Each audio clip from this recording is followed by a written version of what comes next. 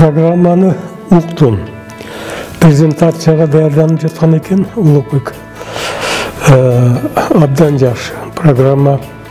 Негизинен кыргыз элинин өзгөчө мына начар жашап жаткан элдин турмушун жогорулатуу, негизинен бардык элдин турмушун жогорулатуу программасы.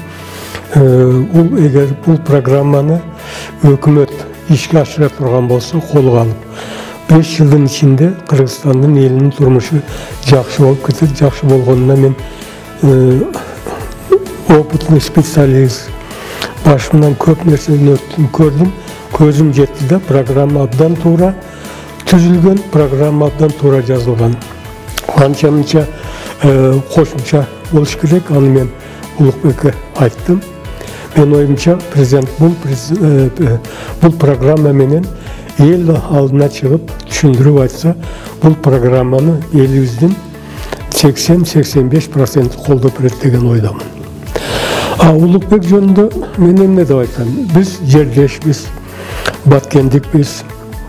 Көптөн бери билем. Бул ар бир иште жакшы иштеп келе жатат. Акыркы 2 жылда министр болуп иштеди, абдан жакшы иштеди. Бул элге жакын, жөнөкөй үй бүлөнүн баласы, эч бир коррупцияга катышкан эмес, кошулган эмес, өзү таза жигит, үй бүлөсү да таза. Мына ошондуктан мен ишенем, эгер элибиз көңүл буруп, бүгүнкү чыгып жатат, президенттикке шайлап берсе, бул президент, азамат президент болуп, кыргыз элине, кыргыз жерине, кыргыз мамлекетине ак иши менен таанылат деген ойдамын.